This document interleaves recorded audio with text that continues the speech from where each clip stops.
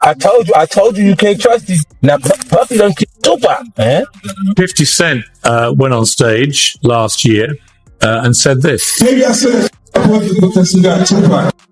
You know, and I know, that everyone believes that Diddy was involved in both these shootings and had a direct involvement in your brother's death. That is what the streets have said for 27 years. That's why 50 Cent said it. That's why Eminem has said similar stuff. Would you be comfortable saying that you believe Diddy had nothing to do with it? No, I wouldn't be comfortable saying that because I don't know. If you look at all the theories,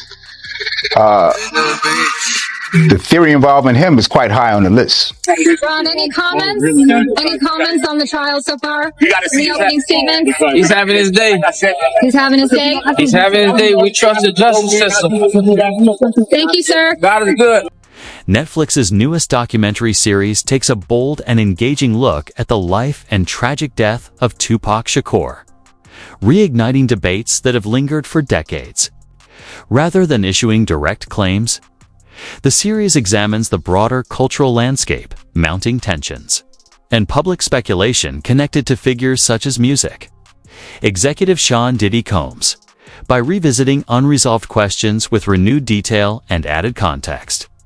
The project offers a fresh perspective on one of hip-hop's most enduring and widely discussed mysteries. Or the truth. Yeah, so we don't talk about things that are nonsense. We don't even entertain nonsense, my brother. So we're not even going to go there, with all due respect, but I appreciate you as a journalist asking. Thank you. Because listen, 7 years ago, I'd have been like, yo, did you hire somebody to kill Pac? But no, you do it like a journalist. Yeah, no, I mean, we wouldn't even get into nonsense like that. You know what I'm saying? It's nonsense. Which we never believed, by the way. In Sean Combs' The Reckoning, the filmmakers trace Diddy's rise to becoming one of the most influential figures in hip-hop, highlighting the career-defining ascent that shaped his public legacy well before his recent legal challenges. The series explores his long-standing tension with Tupac Shakur, a relationship that Tupac's cousin, William Lassane, recalls as growing increasingly strained. While situating both artists within the height of the East Coast-West Coast rivalry that defined the era.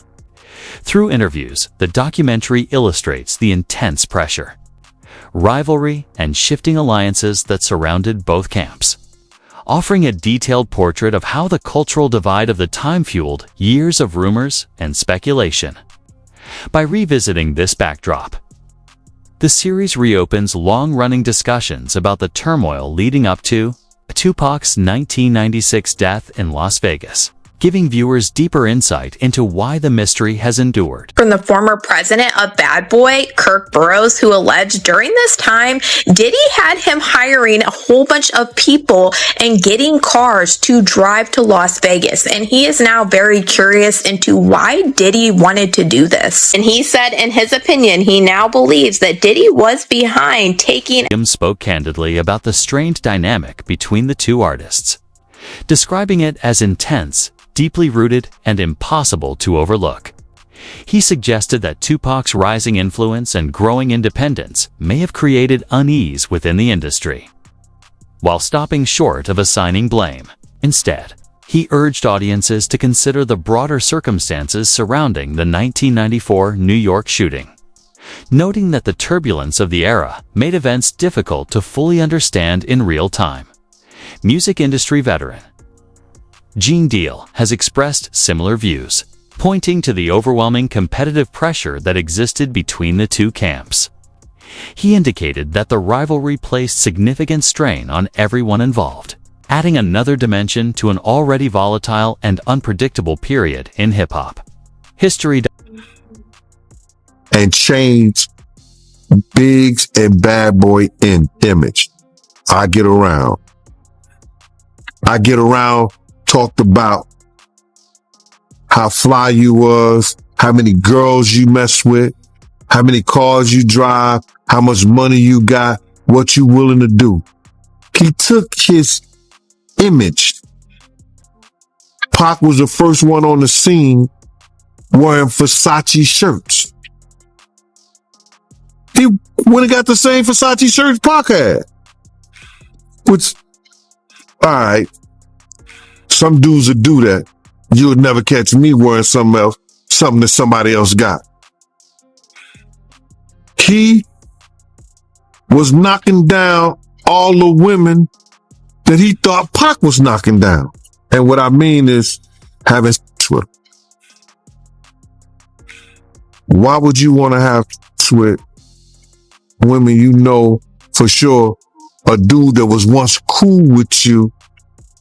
Building on Williams' comments, Tupac's brother Mo Preem has stated his strong view that the events surrounding Tupac's death still deserve thorough review. He maintains that all aspects should be re-examined, including the cultural environment of the era and the individuals connected to that turbulent time in the hope that a clearer understanding can eventually emerge. The Vegas PD is going to take this case because Keefy D is people that he name dropped that you want to see if they're going to investigate. Yeah, absolutely. That's why I'm curious to see how they plan to deal with the case, because he, in his own admissions, mentions other people. You know, are they going to say what happened to these people? Yes, Puffy being one of them. I don't know where that's going to lead, but I do believe there were accomplices, and I don't think all of them have been looked at. So, you know, because over the years, you know, it's a lot of years, you know, amongst the family, we talk, we want to figure it out too. We thinking certain things too. So, you know, we're waiting to see if we can trust this process. I feel like it's bigger because I haven't heard anything about that part of the story from the prosecutor's office. I haven't heard anything about Puffy from the prosecutor's office, even though Keefy D implicates him on these videos that they claim they're using to indict him. Even you got a Crip affiliate from somewhere, but you still not gonna talk about the guy that he mentions by name on the thing. Yeah, I mean, you know,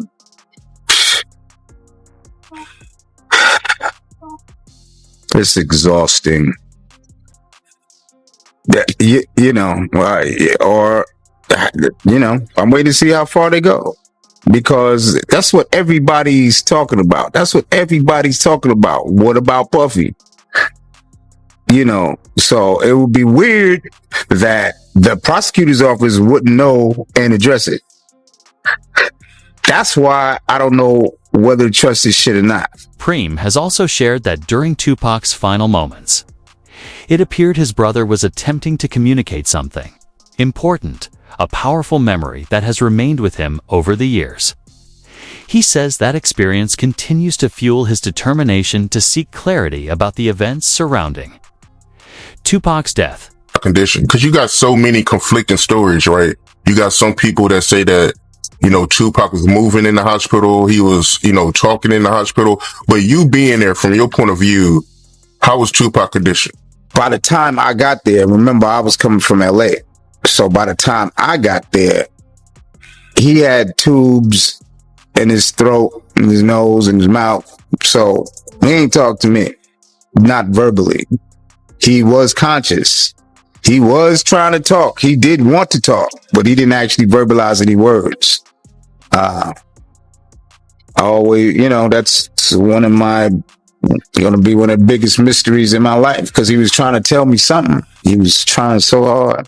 He was shaking the bed. He was looking at me, you know, with his big old eyes, you know, and I know he was trying to tell me something, but I don't know. Something else I want to ask you, because I think it would be appropriate before we get off the Vegas thing, last thing, because I know I did an interview with Napoleon, and they all gave me their reasons why Afeni pulled the plug because of his condition, but I mean, it would be more appropriate since you was his brother. Afeni, her decision to pull the plug on him, from your point of view, what made her pull the plug, respectfully? Because he had already flatlined a couple of times. And she didn't want him to keep going through that. So I think it was like twice before she, let him go. And that's reasonable. You know what I mean? When I was, when I found out, Former Bad Boy executive.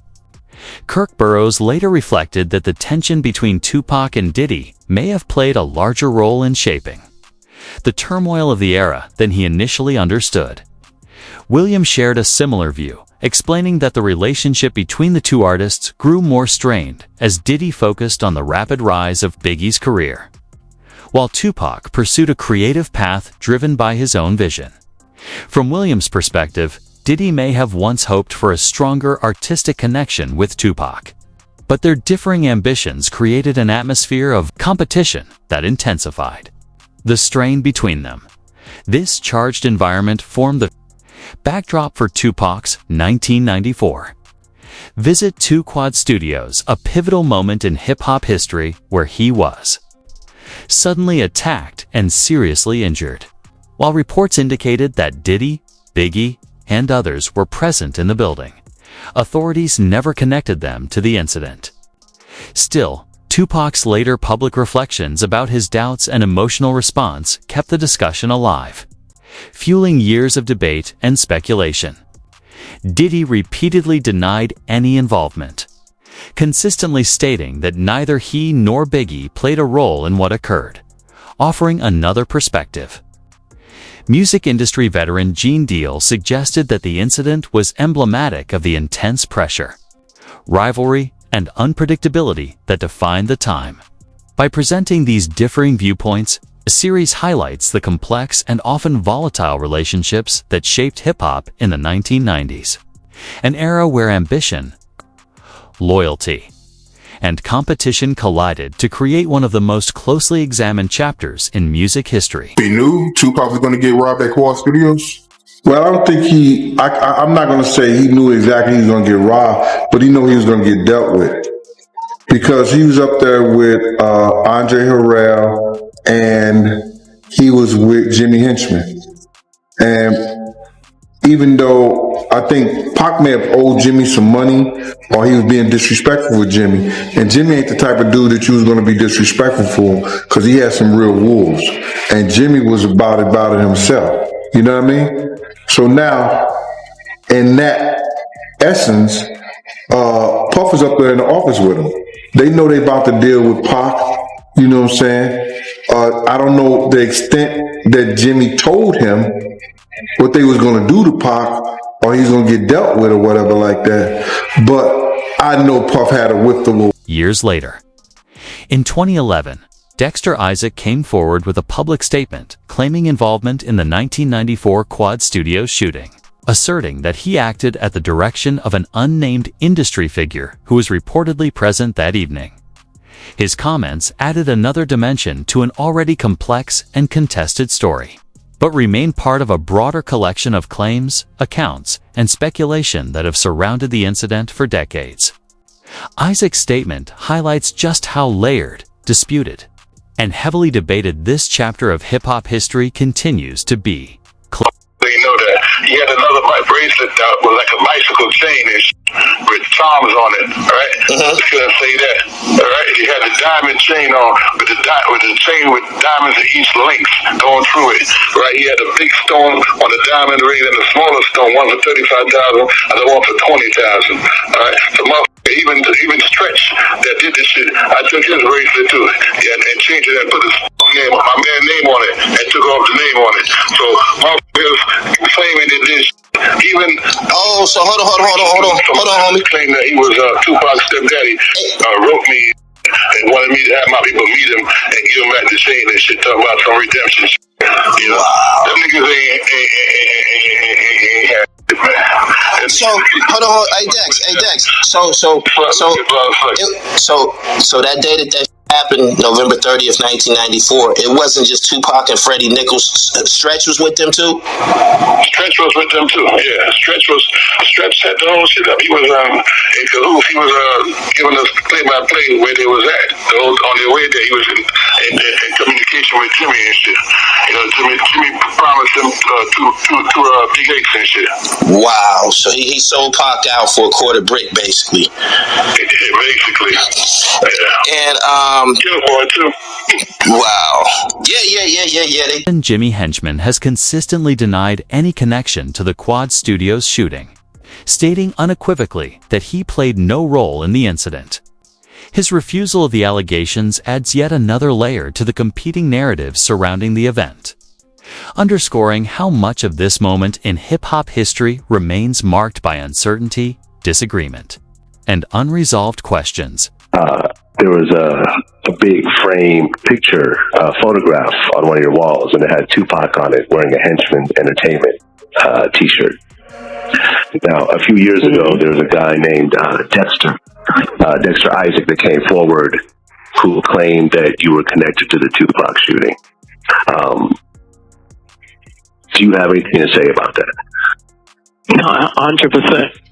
I've never ducked from answering any Tupac questions, which I could understand if I don't know how Quad Studio morphed into, like I was in Vegas and was part of the shooters that actually ended in his demise.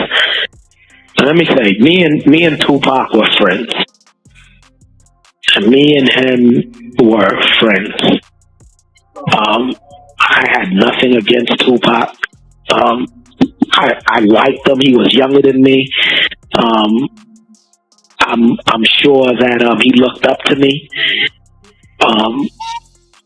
There's many moments that me and Pac had that were very intimate, where he talked to me about things that he was afraid of or things that he loved to do, and all of those kind of things.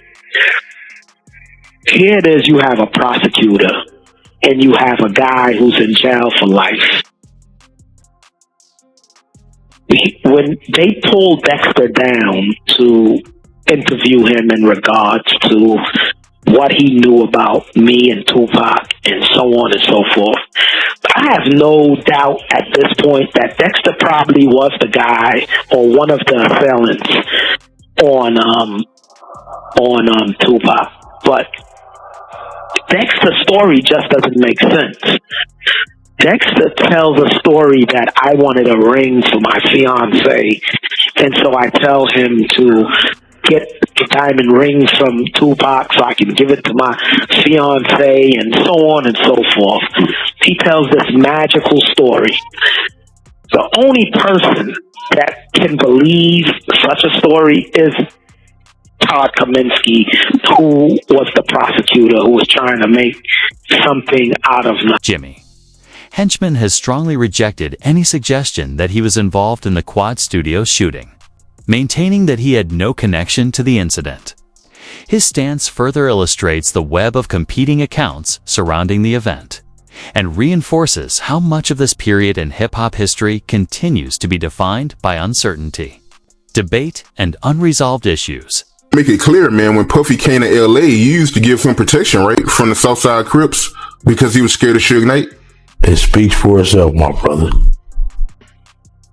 He was playing chess, and I guess we was playing checkers, cuz. So he was really scared of Suge Knight like that, yo? That's what it looked. That's what it sounded like, yeah. Keith D shared that the growing hostility deeply unsettled him, noting that tensions escalated sharply after the release of Hit 'Em Up. He described the atmosphere as intense and unpredictable, with discussions reflecting the heavy pressure and heightened stakes of the time.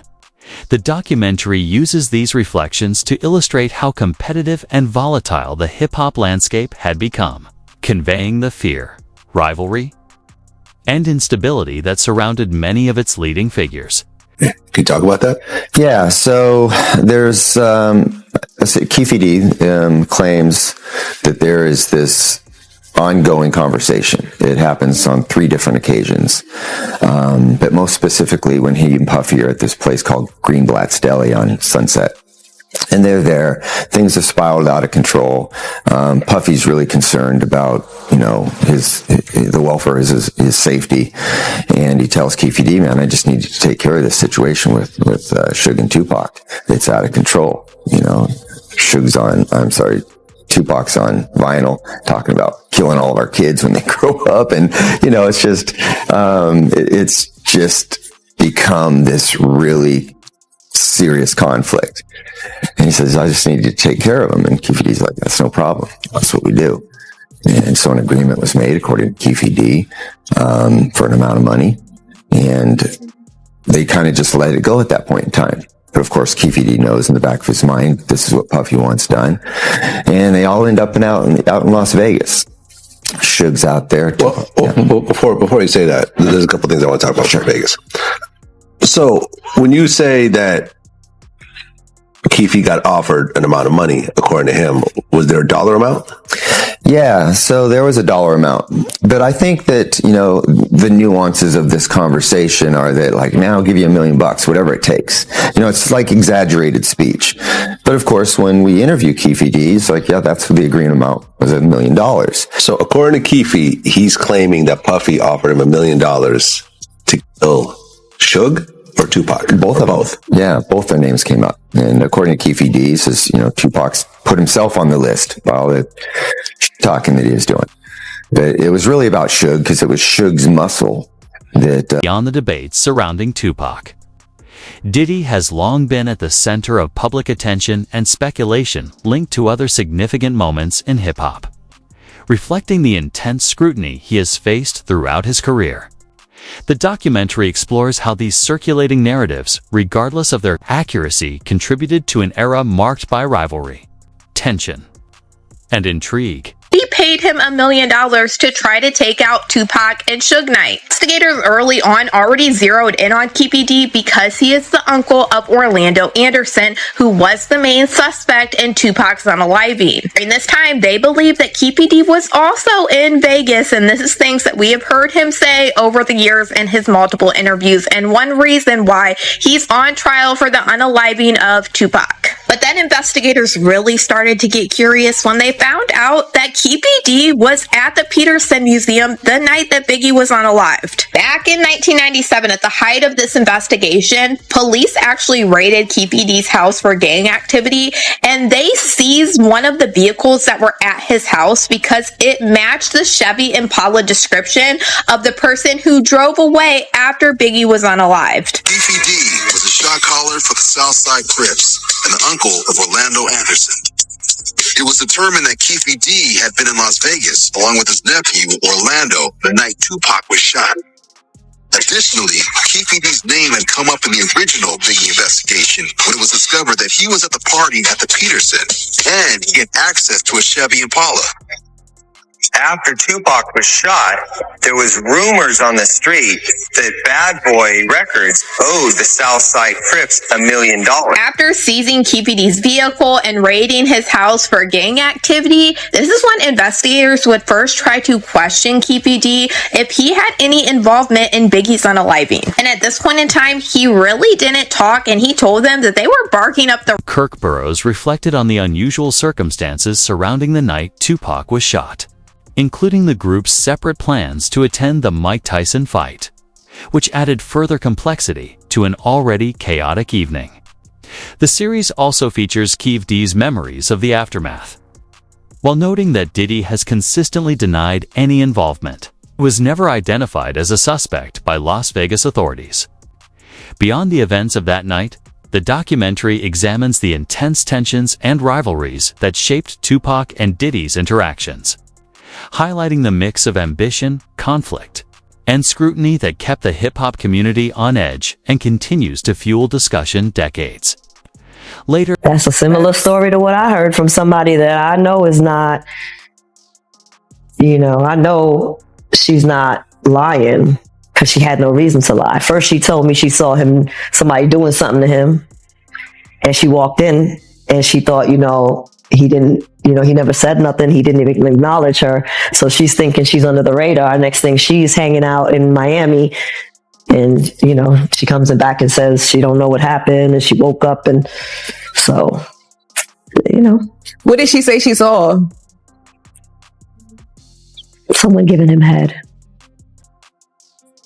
That's as far as I'll go. And then you could do the math.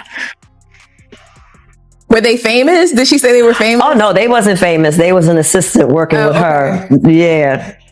So an assistant. I want to guess, but I'm not. She didn't tell me who no, it's not somebody that you would know. It was somebody that, like, she came there, she worked doing photography and some type of media work where they shot ads and things like that. They were there to work and she walked in the wrong bathroom and caught the wrong thing.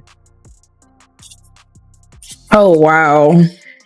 So, you know, if she got drugged, it probably was some videotapes made to tell her to shut the hell up and don't repeat what. Tupac's death is just one aspect of the documentary's focus.